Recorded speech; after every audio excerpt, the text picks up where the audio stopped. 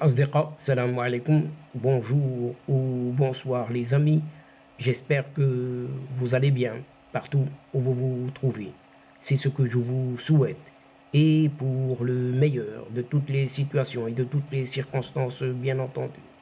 Bienvenue sur votre chaîne Bled Maralibia, qui attend comme toujours vos encouragements, qui nous font beaucoup de bien et dont nous attendons toujours avec impatience, parce que nous en avons bien besoin. Merci pour vos commentaires, merci pour vos compliments et merci surtout pour vos conseils. N'oubliez pas de vous abonner pour rester informé, rester branché tout simplement. الأصدقاء نتمنى تكونوا بخير وعلى خير أينما كنتم. أهلا وسهلا بكم ومرحبا بكم في قناتكم. Cette séquence vidéo se penche cette fois-ci sur ces dessous de la diplomatie du forfait de cette nouvelle Algérie. Un sommet important pour la paix au Caire, boudé, un discours du président de l'UIP. L'UIP, c'est cette union interparlementaire et qui a été boycottée, grave, boycottée. Ensuite, des réserves émises sur la déclaration finale de la réunion arabe d'urgence sur la situation en Palestine. Une réunion extraordinaire du comité exécutif de l'organisation de la conférence islamique dénoncée, etc., etc. Et il y en a plein, et la liste est longue. Il n'est désormais plus aucun événement à l'international où le régime algérien ne se distingue pas par des réactions aussi anachroniques que négatives. La preuve d'une diplomatie algérienne totalement aux abonnés absents, à la dérive, qui, pour survivre, vaille que vaille, se noie de plus en plus dans le refus que le régime a choisi. En effet, les exemples sont nombreux, mais pour ne garder que les plus récents, on citera la réunion extraordinaire tenue par le comité exécutif de l'OCI, Organisation de la coopération islamique, sur l'évolution dramatique de la situation en Palestine. L'événement a eu lieu pas plus tard que ce lundi 23 octobre dernier à Jeddah, en Arabie Saoudite. Et qu'a donc trouvé le régime de cette Algérie de mieux pour apporter sa pierre à l'édifice? On dénonçait la déclaration finale tout simplement, au prétexte qu'elle place sur un même niveau de responsabilité l'occupant et les victimes des crimes commis. Rien que ça. Le même scénario s'est répété le 11 octobre dernier, mais cette fois-ci c'est au Caire, lors des travaux de la session extraordinaire du Conseil de la Ligue des États arabes, au niveau des ministres des Affaires étrangères. Pourquoi? Parce que présidé par le Maroc, là aussi tout simplement, si l'on peut dire. Alors que la Ligue arabe a tenté de resserrer ses rangs en adoptant une résolution appelant à faire cesser les armes et à protéger les civils, le régime algérien choisit, quant à lui, à nouveau de jouer les perturbateurs en émettant des réserves sur le texte sanctionnant cette réunion. Là encore, au nom du refus toujours que soit mis sur un même pied d'égalité le droit indiscutable du peuple palestinien à l'instauration d'un État souverain et les pratiques de l'entité sioniste qui violent la légalité internationale. Autre circonstance, même attitude, ou presque, celle de bouder tout simplement, telle une gamine fâchée. Fâchée parce qu'elle n'a pas eu sa petite friandise. Ainsi, en est-il allé ce 23 octobre dernier, lors de l'ouverture de la 147e session de l'UIP, Union interparlementaire, soit l'Organisation mondiale des parlements nationaux, excusez du peu. Et ça s'est passé à Luanda, en Angola. Là encore, le système, ce fameux système, entre guillemets, avec un S majuscule de cette Algérie, a brillé. Sa délégation parlementaire ayant boycotté cette ouverture en quittant la salle en réaction au discours partiel flagrant de ce président de l'UIP, un certain Duarte Pacheco, envers Israël, bien entendu, vous l'aurez compris tout de suite. La cerise sur le gâteau est posée par ce pseudo-président algérien, ce athée, qui a décidé tout simplement de ne pas se rendre au sommet du Caire sur la situation en Palestine tenu samedi 21 octobre dernier. Motif évoqué? Eh bien, des désaccords profonds sur les moyens mis en œuvre par la communauté internationale et particulièrement certains acteurs régionaux pour le règlement de la question palestinienne. Suivez toujours les regards. Alors, comme vous le savez, la bande de Gaza est à feu et à sang, et que la terre entière est mobilisée autour de cette guerre entre le Hamas et Israël. La junte algérienne a choisi, pour ainsi dire donc, de déclarer forfait. Elle s'est mise sur la touche. Une démission, en quelque sorte, aussi bien intellectuelle qu'opérationnelle, qui en dit long, très long, sur une diplomatie jadis pourtant active, mais qui n'est plus que l'ombre de ce qu'elle était au passé.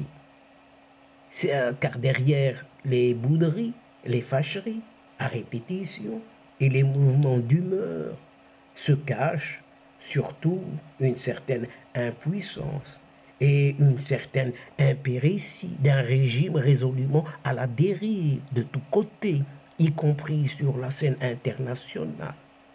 Eh bien, pour le politologue Mustapha Sehimi, fin connaisseur des rouages du pouvoir algérien, il y a eu un avant et un après cet échec algérien à intégrer les BRICS, sur quoi l'administration de cet effacé athée avait tout misé sur toutes ces cartes des BRICS. Pour rappel, le soi-disant président algérien a commencé à faire campagne dès juillet 2022 en faisant part de sa volonté de rejoindre ce groupement. Et cette volonté s'est confirmée le 1er novembre de la même année. Tout au long de cette année 2023 et jusqu'au mois d'août, date du verdict, tout l'appareil diplomatique algérien était mobilisé à cette seule et unique fin. Le but étant dire que le pays est influent et que la nouvelle Algérie de cet athée était crédible à l'international. C'est ce que souligne toujours le politologue Mustapha Sehimi. Au final, l'intégration de cet Éden algérien n'a même pas été inscrite à l'ordre du jour du 15e sommet du groupe des BRICS. BRICS, Brésil, Russie, Inde, Chine et son allié Afrique du Sud. Et cette réunion, ce sommet, qui s'est conclu le 24 août dernier à Johannesburg, avec l'intégration de l'Iran, de l'Argentine, de l'Égypte, de l'Arabie saoudite, des Émirats arabes unis et de l'Éthiopie. Il n'y a pas d'Algérie du tout. L'Algérie, elle, n'a même pas eu le droit de citer, alors que son raté de président n'a eu de cesse de demander le parrainage de pays comme la Chine ou la Russie, où il s'était rendu en personne et tout en courbette dans cette perspective, jouant un tout pour le tout, qui s'est avéré très fatal, ce qui lui a été infligé comme un échec et mat. Et cet échec a été accablant, car toute une construction diplomatique s'est effondrée de manière très spectaculaire. Le coup de grâce, c'est le chef de la diplomatie de la Russie, pourtant premier fournisseur d'armes à la junte algérienne, qui l'a donné. En disant ceci, l'Algérie n'a ni l'influence ni le poids économique nécessaire pour intégrer les BRICS. Et tout est dit. Le château des cartes a périclité à la même vitesse que la pseudo-présidence algérienne, qui se gratifiait de fanfaronnades partout où il était, aussi invraisemblables les unes que les autres, fanfaronnades sur le pays continent et surtout sa force de frappe dans cette région. La déroute est complète et totale sur tous les plans. Et c'est le moins que l'on puisse dire ici. Au sein du monde arabe et islamique, l'Algérie n'est plus du tout audible. On ne l'écoute plus et n'a fait preuve d'aucune initiative, notamment sur la question palestinienne, justement, de laquelle elle se gargarise tout le temps et à haute voix. Mais rien ne vient, à une exception près, celle de la tentative de cet insensé président athée de réunir 12 factions rivales palestiniennes en 2022. Mais avec quoi? Avec l'éclatant déconfiture que l'on sait désormais. C'est juste avant le sommet arabe d'Alger. Un magnifique, vous savez quoi? Plouf, sans se relever, dans une noyade magistrale en soi. Le résultat?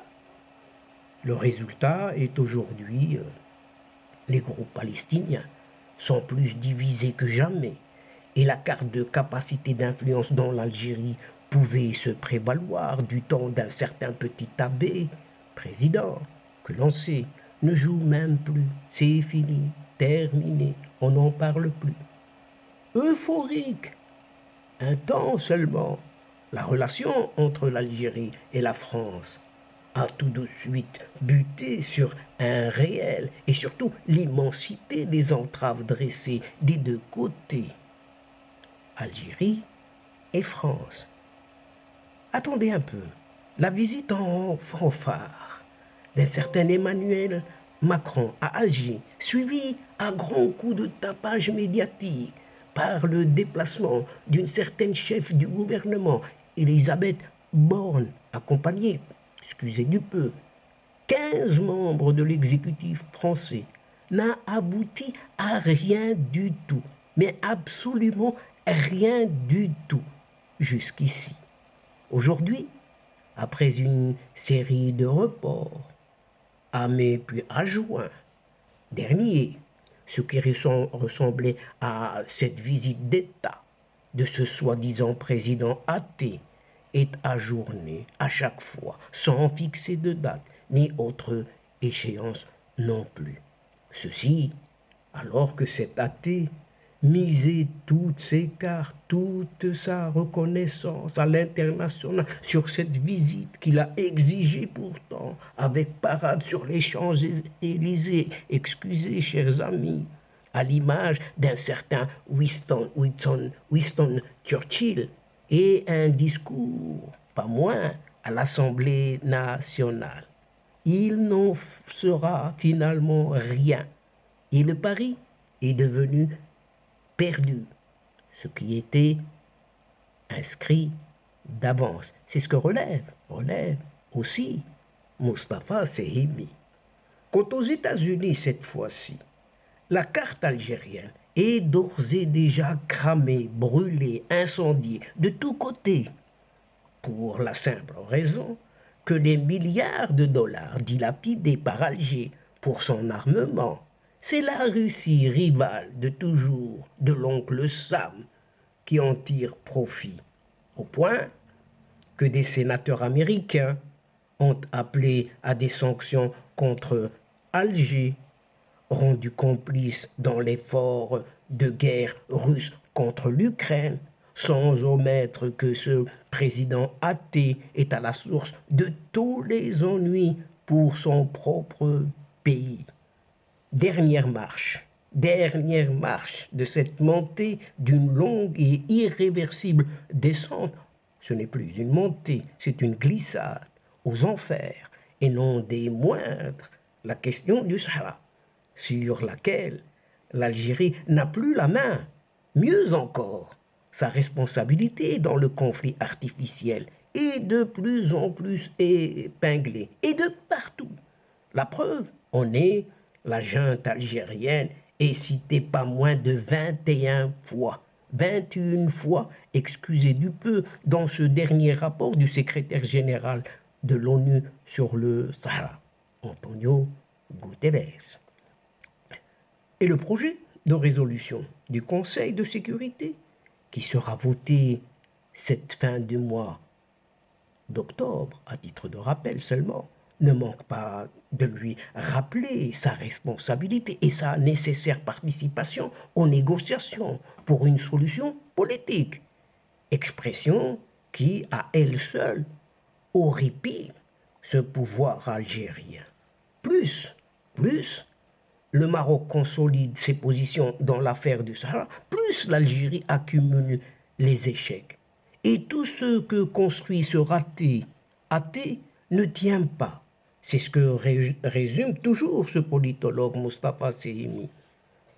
Derrière ce record de revers et d'échecs se dévoile la faillite tout simplement de tout un système avec un S majuscule de gouvernance. Sinon, comment expliquer qu'une interview accordée par le président au début du mois d'octobre à de nombreux représentants de la presse algérienne ne soit toujours pas diffusée?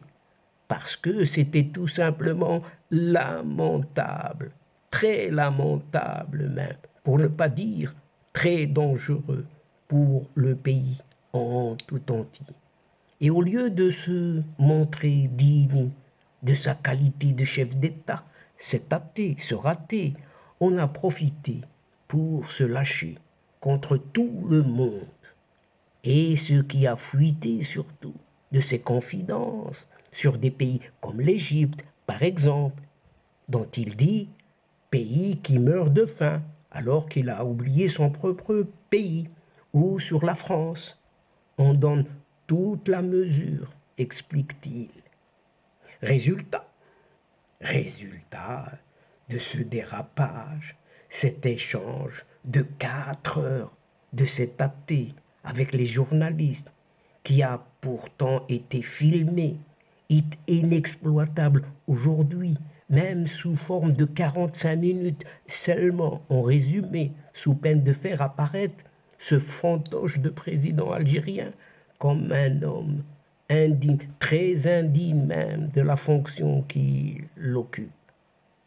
À cette séquence sans fin de revers s'ajoute celle d'un régime algérien catégoriquement hors sol, hors boussole sur les questions du moment. Le changement climatique, par exemple, l'ère numérique, encore, les énergies renouvelables, etc. Le pouvoir algérien en place n'a rien à proposer au monde sur ces thématiques, toutes ces thématiques, si ce n'est des annonces ubuesques. Ce pouvoir algérien n'a pas non plus de levier de développement ou d'avenir à mettre en valeur, ou ne serait-ce que pour se vendre. Rien, absolument rien, nada, nothing, wello. L'absence totale de soft power et un semblant de président qui manque de charisme et de relief, orphelin des moindres bases de savoir-être, on dirait en manque d'éducation même, n'arrange non plus rien du tout. Cette contrée, ce pays, de ce qu'il en reste en tout cas.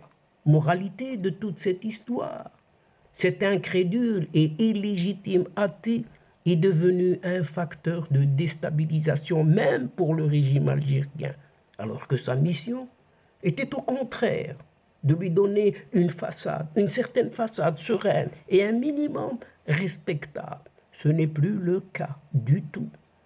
Il n'est donc pas étonnant, vraiment pas étonnant, que plusieurs clans à l'intérieur, parmi les généraux, les vieux capots, ou plutôt de ces vieux crapauds, examinent la possibilité de rendre improbable la réélection de ce raté athée.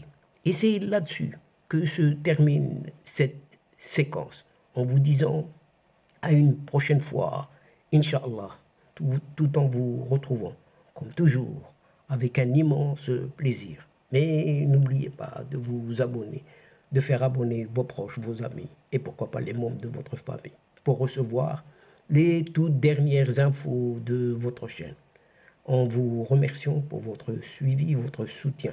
Mais n'oubliez pas de partager partout où vous êtes. La chaîne a énormément besoin de vous. الأصدقاء وصلنا إلى نهاية هذه الحلقة، وقبل موعد آخر للمرة القادمة إن شاء الله لا تنسوا الاشتراك لتصلكم الفيديوهات أخرى، ونشكركم كثير الشكر على مشاركتكم للمتابعة. Le moment est juste arrivé pour vous dire au revoir les amis et à la prochaine fois. Inch'Allah, الأصدقاء, السلام عليكم ورحمة الله وبركاته. مع السلامة.